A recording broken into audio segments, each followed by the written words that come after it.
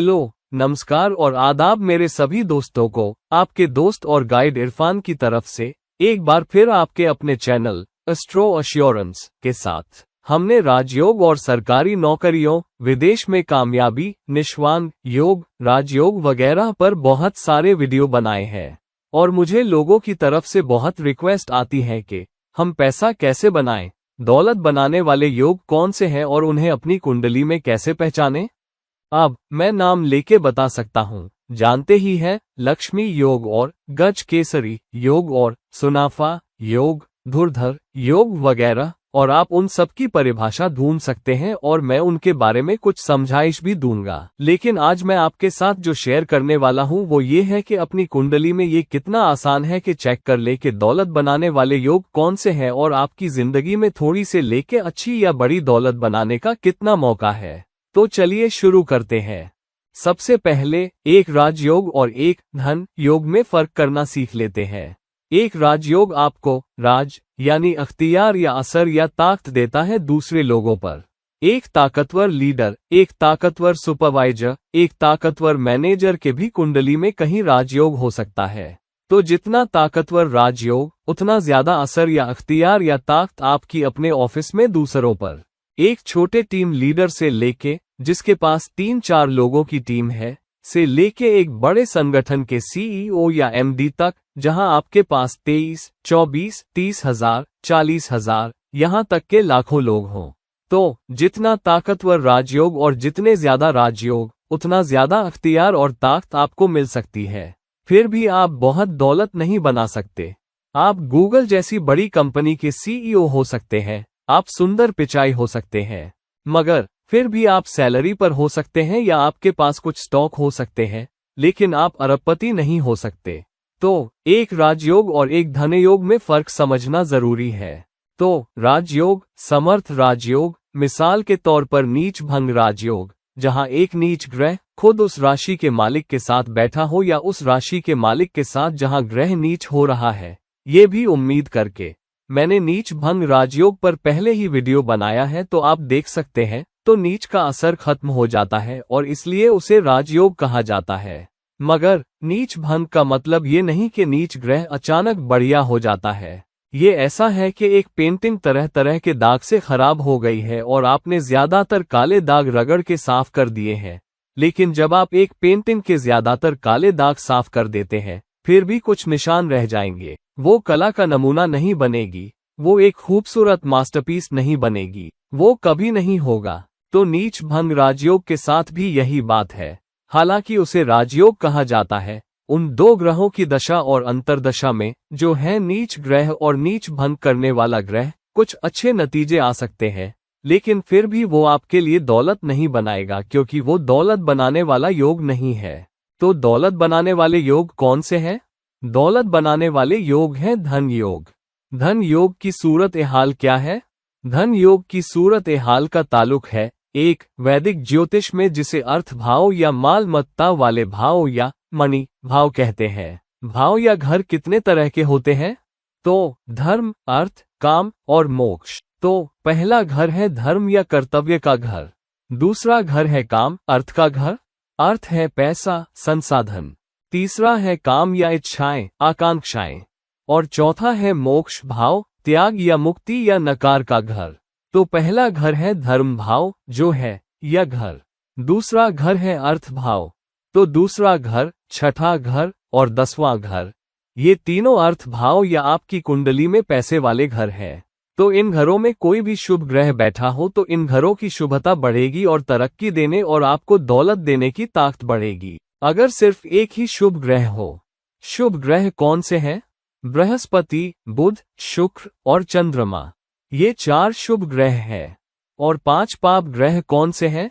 शनि, राहु, केतु, उत्तर node और दक्षिण node, मंगल, और फिर आपके पास सूर्य है। ये 5 है। तो शनि, राहु, केतु, उत्तर नोड, दक्षिण नोड, मंगल और सूर्य, ये 5 बहुत ताकतवर पाप ग्रह हैं। और इनमें से सूर्य में कुछ संतुलन की ताकत है और कुछ हद तक मंगल।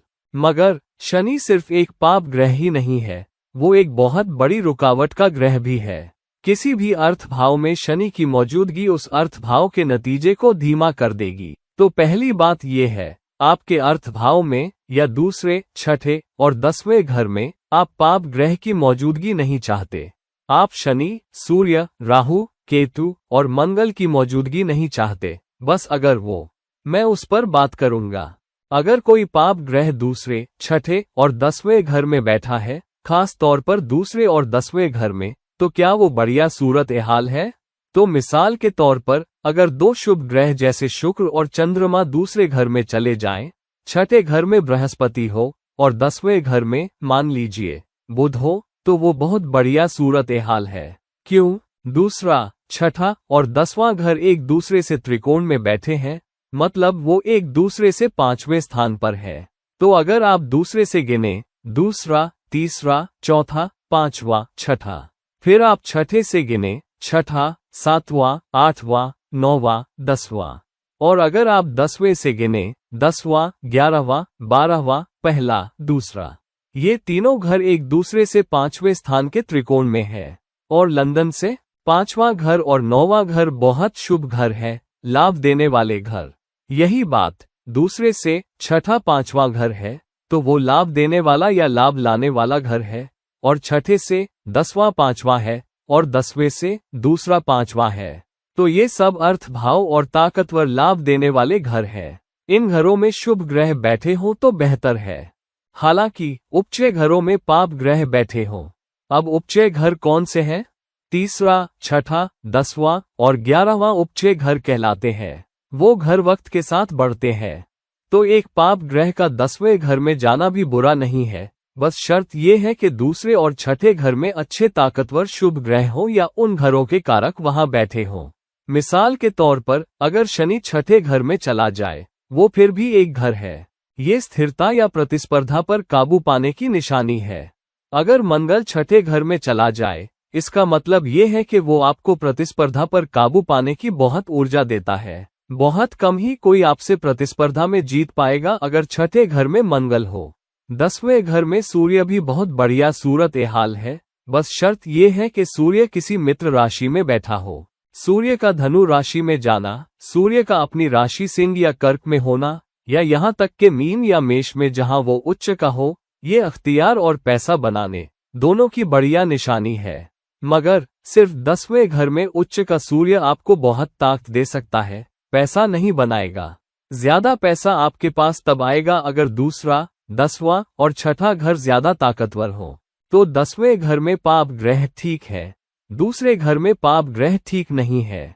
तो ये पहली चीज है जो आपको देखनी है। दूसरे घर में कोई पाप ग्रह न हो और उस पर कोई पापी दृष्टि न हो। इसका क्या मतलब है? अगर दूसरे घर में एक शुभ ग्रह बैठा है तो वो आपके मौके बढ़ा देता है। लेकिन कोई भी ग्रह, मान लीजिए मिसाल के तौर पर 11वें घर में बैठा मंगल दूसरे घर पर दृष्टि डालेगा, और अगर वो राशि मंगल की शत्रु राशि है, मान लीजिए मिसाल के तौर पर अगर वो राशि किसी दुश्मन की है, मिसाल के तौर पर अगर वो कन्या है और मंगल 11वें घर में बैठा है, तो मंगल दूसरे घर पर दृष्टि डाल रहा है, तो मंगल अपनी शत्रु राशि या शत्रु ग्रह का असर नहीं होने देगा और उससे शुभ नतीजे नहीं निकलने देगा। देखिए कौन सी सूरत हाल आपको पैसा दे रही है और कौन सी नहीं दे रही। जितने ज्यादा शुभ ग्रह शामिल हो, दूसरे घर पर शुभ ग्रहों की दृष्टि शानदार है, लेकिन दूसरे घर पर शुभ दृष्टि आमतौर पर होगी शुक्र या चंद्रमा या बुध का 8वें घर से दृष्टि डालना।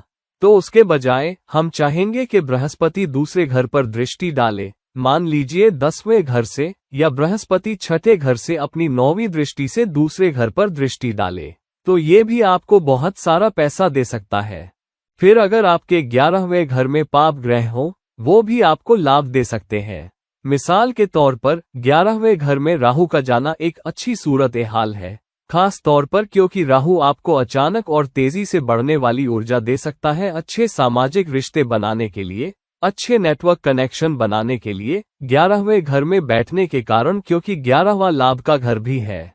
और अगर 11वां घर और दूसरा घर ऊर्जा बांट रहे हैं, मिसाल के तौर पर 11वें घर का मालिक दूसरे घर में बैठा हो, तो मिसाल के तौर पर अगर आपके पास शुक्र है, कर्क लग्न वाले के लिए शुक्र 11वें घर का मालिक है, और अगर शुक्र जाके दूसरे घर में लियो में बैठ जाए 10वें घर से बृहस्पति की शुभ दृष्टि के साथ, वो भी एक ताकतवर सूरत ए हाल है। क्यों? 10वां घर भी एक अर्थ भाव है, दूसरा घर भी एक अर्थ भाव है, 11वां घर का मालिक दूसरे घर में बैठा है, तो 11वां लाभ का घर और दूसरा आमदनी और कमाई का घर ऊर्जा बांट रहे हैं, और 10वां अर्थ भाव बृहस्पति के साथ है और बृहस्पति दूसरे घर पर दृष्टि डाल रहा है। बृहस्पति दूसरे घर का कारक है। ये भी बहुत ताकतवर पैसा बनाने वाली सूरत ए हाल है। हालांकि कई बार ऐसा होता है कि पैसा बनाने वाली सूरत ए हाल ताकतवर हो सकती है, लेकिन उस घर पर पापी दृष्टि या घर में पाप ग्रह की मौजूदगी उसे खराब कर सकती है। तो मिसाल के तौर पर अगर बृहस्पति दूसरे घर में बैठे शुक्र पर दृष्टि डाल रहा है, हालांकि शनि 12वें घर में बैठा है, जिसका मतलब कर्क लग्न वाले के लिए शनि 12वें घर में मिथुन में बैठा है, फिर अपनी तीसरी दृष्टि से वो दूसरे घर पर दृष्टि डाल रहा है जहां शुक्र बैठा है। शनि शुक्र की दौलत देने की काबिलियत को धीमा कर देगा, तो ये भी हो सकता है। दूसरा, 12वें घर में शनि का बैठना आपको कंजूस भी बना देगा, आपको बड़ा पैसा लगाने नहीं देगा और खर्च करने भी नहीं देगा। तो जब तक आप बड़ा पैसा खर्च नहीं करेंगे, आप बड़ा पैसा खींच भी नहीं सकते। तो ये दूसरी बात है। दूसरी बात है घर के कारकों की। मिसाल के तौर पर दूसरे घर का कारक बृहस्पति है, तो अगर बृहस्पति खुद ही बहुत कमजोर है, अगर बृहस्पति खुद नीच का हो जाए या बृहस्पति अस्त हो जाए, तो मुश्किल है। कर्क लग्न वाले की जो हम मिसाल दे रहे हैं, बृहस्पति 10वें घर में बैठा है जो मेष है, दूसरे घर पर दृष्टि डाल रहा है जहां लियो में शुक्र बैठा है। हालांकि अगर आपके पास सूर्य भी है जो 10वें घर में बैठे बृहस्पति को अस्त कर रहा है, हालांकि सूर्य यहां उच्च का है लेकिन बृहस्पति अस्त है और बृहस्पति शुक्र पर दृष्टि डाल रहा है, तो जितनी दौलत बनाने की प्रवृत्ति बृहस्पति शुक्र को दे सकता है वो कम हो गई है। सूर्य उच्च का है तो आपको ज्यादा ताकत और असर मिल सकता है, लेकिन आप पैसा नहीं बना सकते क्योंकि बृहस्पति का अस्त होना, क्योंकि सूर्य वहां बैठा है। दूसरी बात यह है कि अस्त बहुत करीब के अंश में ही होना चाहिए, तभी अस्त होता है। इसी तरह कोई भी योग भी करीब के अंश में ही होता है। तो योग जैसे गज केसरी योग बृहस्पति और चंद्रमा के बीच, वो बहुत ताकतवर दौलत बनाने वाला योग है। हालांकि युति के बीच का अंशों का फर्क 7 अंश से ज्यादा नहीं होना चाहिए। 7 अंश से ज्यादा कुछ भी हो तो कमजोर युति, कमजोर योग है, वो कमजोर टीम है और उनकी खुद की भी अच्छी ताकत होनी चाहिए। बृहस्पति 0 अंश पर और चंद्रमा भी 0 अंश पर या 0 और 1 या 2 अंश पर योग को काफी ताकत नहीं देते। योग काफी ताकतवर होना चाहिए और अंशों का फर्क कम होना चाहिए। ये दूसरी बात है। बहुत सारे लोग आकर मुझसे पूछते हैं कि मेरे पास गज केसरी योग है, वो भी मेरे लग्न में, लेकिन मैं पैसा नहीं बना रहा हूं। तो फिर जब आप गौर से देखेंगे तो आप पाएंगे या तो बृहस्पति लग्न में नीच का है, बृहस्पति मकर में चंद्रमा के साथ बैठा है, चंद्रमा भी मकर में जो शनि की राशि है, अच्छा नहीं कर रहा। दूसरी चीज हो सकती है, भले ही वो गज केसरी योग हो, वो भी जहां बृहस्पति उच्च का हो, मान लीजिए वो कर्क में है और फिर लग्न में बृहस्पति और चंद्रमा बैठे हैं और बृहस्पति उच्च का है, ये ताकतवर गज केसरी योग है। हालांकि अब 11वें घर से शनि की तीसरी दृष्टि दे दीजिए, 9वें घर से केतु की दृष्टि लग्न पर दे दीजिए। शनि बेहद धीमा कर देता है और केतु सारी शुभता सोख लेता है, तो ये एक और चुनौती है। बहुत सारे दौलत देने वाले योगों की ऊर्जा उन पर पापी दृष्टियों से बहुत कम हो जाती है, खास तौर पर शनि और केतु की। दूसरी बात है, भले ही आपके पास ताकतवर दौलत पैदा करने वाला योग हो, मिसाल के तौर पर फिर से कर्क लग्न वाले की मिसाल देते हुए, जहां बृहस्पति दूसरे घर पर दृष्टि डाल रहा है जहां शुक्र बैठा है और शुक्र 11वें घर का मालिक है, ताकतवर दौलत बनाने वाला योग, फिर भी अगर शनि और केतु दोनों जाके लग्न में बैठ जाएं, तो वो दौलत बनाने वाली सूरत हाल को पूरी तरह खराब कर देते हैं। लग्न सबसे अहम घर है, वो एक केंद्र घर है और साथ ही त्रिकोण घर भी है। भले ही आपके पास कितना भी ताकतवर दौलत बनाने वाला या धन योग हो, अगर लग्न खराब हो, अगर लग्न का मालिक अस्त हो या नीच का हो, या पाप ग्रह जाके लग्न में बैठ जाएं या लग्न पर दृष्टि डालें, तो किसी भी योग के अच्छे नतीजे कम हो जाते हैं। तो दूसरी शर्त ये है कि लग्न का मालिक अस्त ना हो, लग्न का मालिक नीच का ना हो, लग्न का मालिक किसी भी छठे, 8वें या 12वें घर में न जाए। भले ही वो किसी अच्छी राशि या मित्र राशि या यहाँ तक कि उच्च राशि में बैठा हो, लग्न का मालिक फिर भी बड़े फायदे देने की काबिलियत कम हो जाती है अगर वो छठे, 8वें और 12वें घरों में जाए या उस पर किसी पाप ग्रह की दृष्टि हो या कोई पाप ग्रह उसके साथ बैठा हो। दूसरी बात है, भले ही कमाई दूसरे घर के बहुत ताकतवर होने से, 11वें और दूसरे घर के ऊर्जा बांटने से बहुत ताकतवर हो, हालांकि आप दौलत का क्या करते हैं? आप चीजें खरीदते हैं, आप घर खरीदते हैं, आप गाड़ियां खरीदते हैं, आप जेवरात खरीदते हैं। ये सब चौथे घर से तय या दिखाए जाते हैं। मूर्त छूने लायक मालमत्ता चौथा घर है, लेकिन चौथे घर का कारक चंद्रमा है। शुक्र भी चौथे घर का कारक है, हालांकि शुक्र ज्यादा गाड़ियों जैसी चीजों के लिए है, जबकि चंद्रमा और मंगल घरों के लिए है। तो अगर चंद्रमा ताकतवर तरीके से बैठा है लेकिन मंगल नीच का है, तो आप रियल एस्टेट से पैसा नहीं बना सकते, आप प्रॉपर्टी से अच्छा लाभ नहीं कमा सकते। अगर मंगल कमजोर है, मंगल अस्त है, मंगल नीच का है, भले ही शुक्र और चंद्रमा ताकतवर हो या चौथे घर का मालिक ताकतवर हो।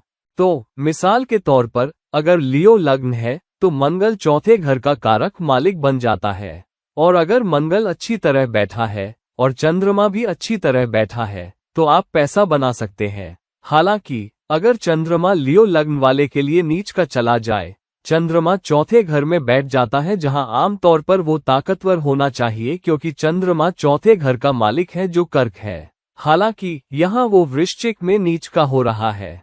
तो जबकि मंगल ताकतवर है, जब चंद्रमा नीच का हो जाता है फिर से मालमत्ता खरीदने की काबिलियत कम हो जाती है। तो आप बहुत सारा पैसा कमा सकते हैं लेकिन आप उस पैसे को अपने लिए, प्रॉपर्टी के लिए, घरों के लिए इस्तेमाल नहीं कर पाएंगे। तो आप बहुत सारे ऐसे लोग देखते हैं जिनके पास बहुत दौलत है लेकिन वो बहुत छोटे घरों में रहते हैं। वो एक साधारण कार चला सकते हैं, वो अपने पर ज्यादा पैसा खर्च नहीं कर पाते और तरक्की का मजा नहीं ले पाते और अच्छी जिंदगी का मजा नहीं ले पाते। अच्छी जिंदगी एक ताकतवर शुक्र से आती है।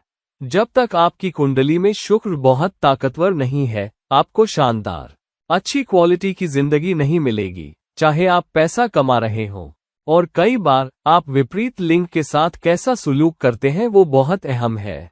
तो एक मर्द के लिए शुक्र विपरीत लिंग है, और हमारे पुराने जमाने में या अब भी लोग कहते हैं कि जब एक मर्द शादी करता है तो औरत आती है या लक्ष्मी लाती है या दौलत लाती है। क्यों? एक मर्द के लिए औरत भी शुक्र है और दौलत भी शुक्र है, तो औरत का घर में आना लगभग दौलत के घर आने जैसा है।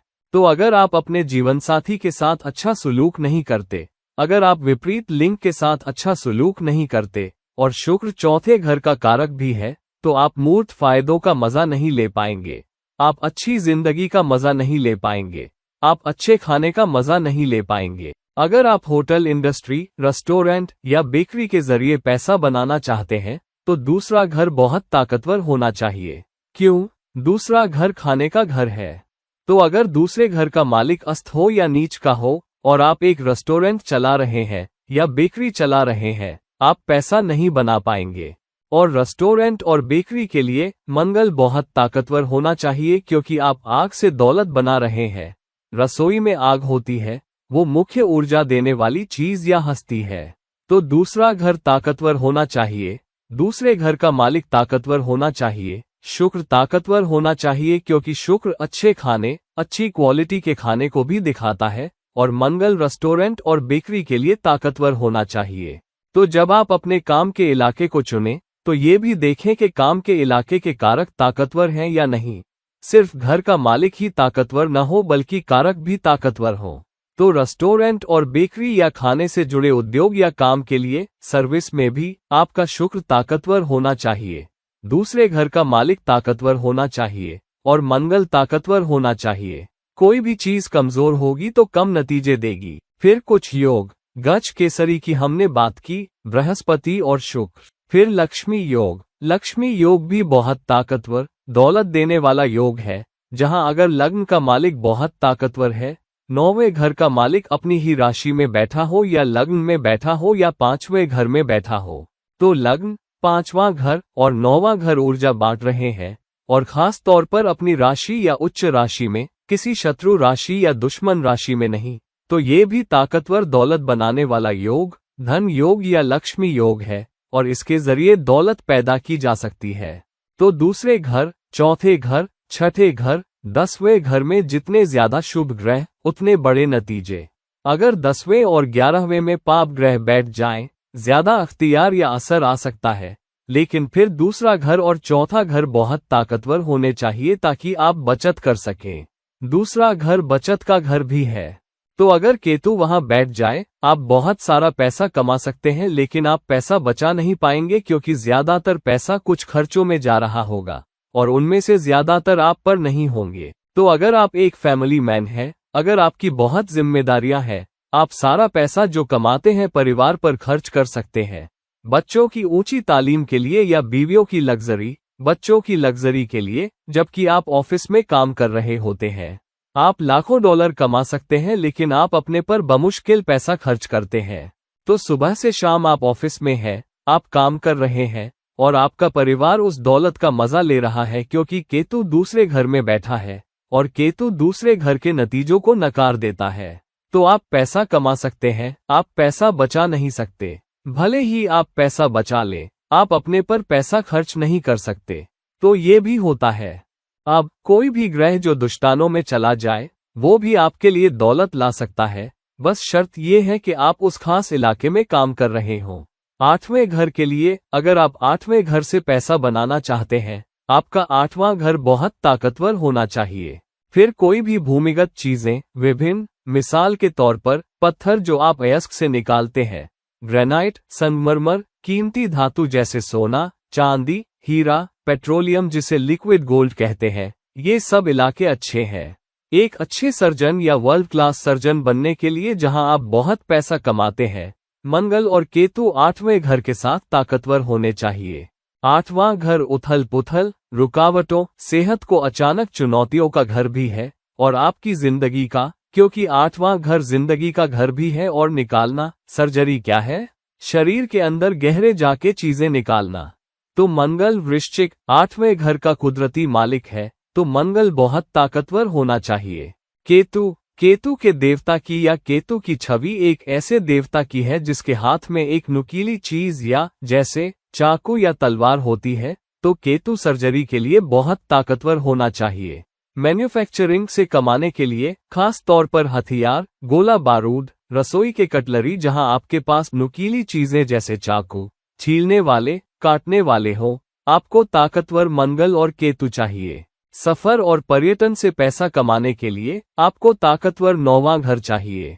आपको ताकतवर बृहस्पति चाहिए। आपको अंतर्राष्ट्रीय सफर के लिए ताकतवर राहु चाहिए।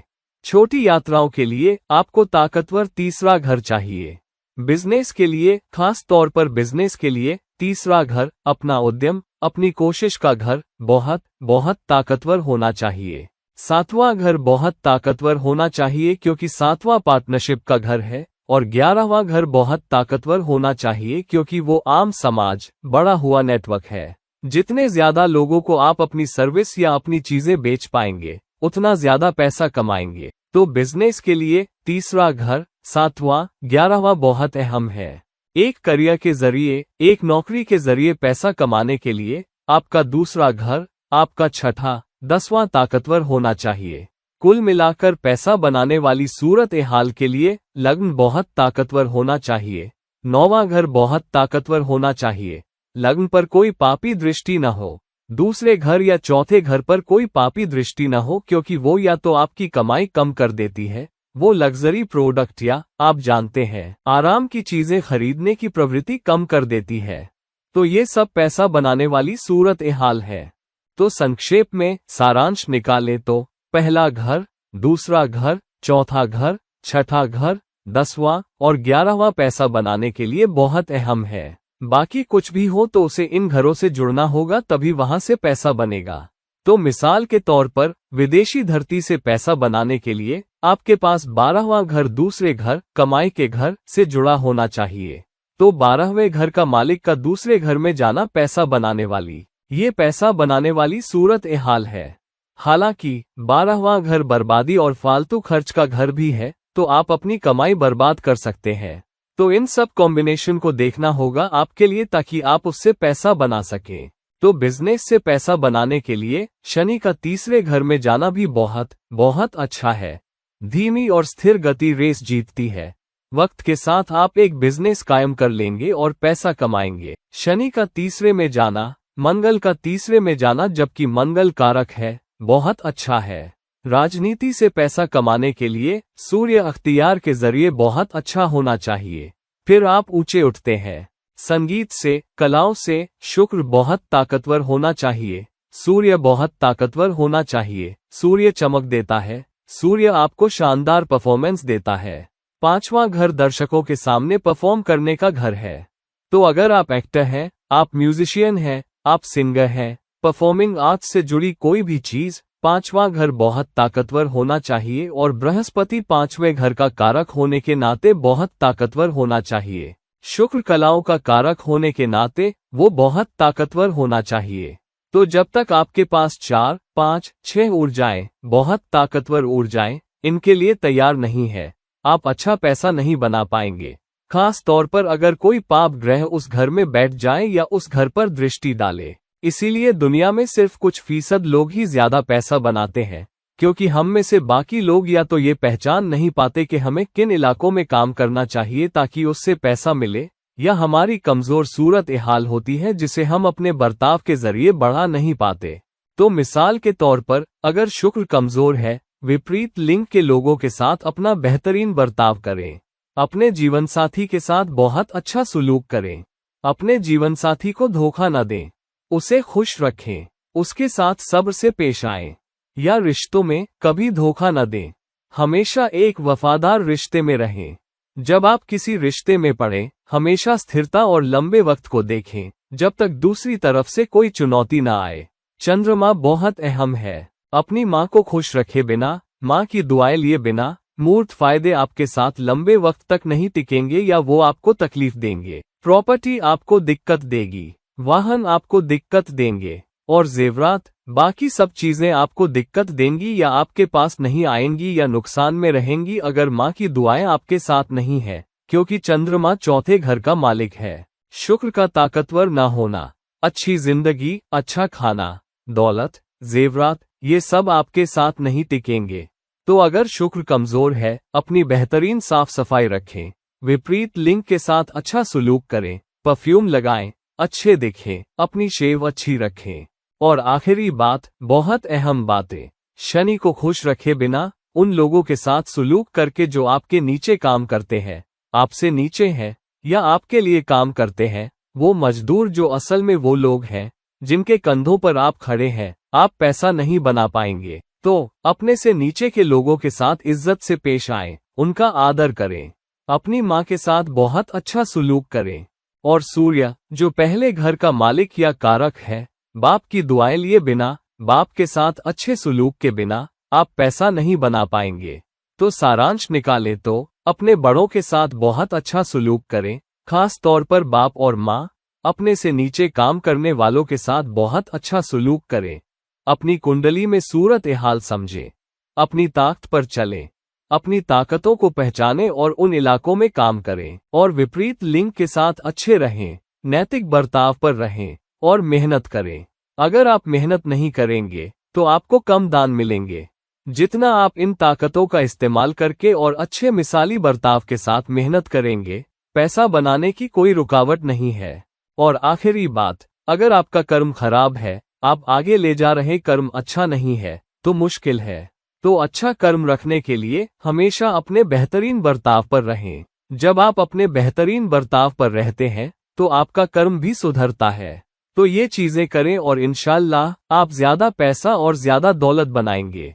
तो दोस्तों, अगर आप मुझसे कंसल्टेशन चाहते हैं ये समझने के लिए कि आप ज्यादा दौलत बना सकते हैं या नहीं और आप ज्यादा दौलत कैसे बना सकते हैं, तो मेरे पास इस वीडियो के नीचे पहुंचिए और प्लीज इस चैनल को सब्सक्राइब करिए। प्लीज इस वीडियो को लाइक करिए। प्लीज इस वीडियो को उन लोगों के साथ शेयर करिए जो आपके प्यारे और अजीज है।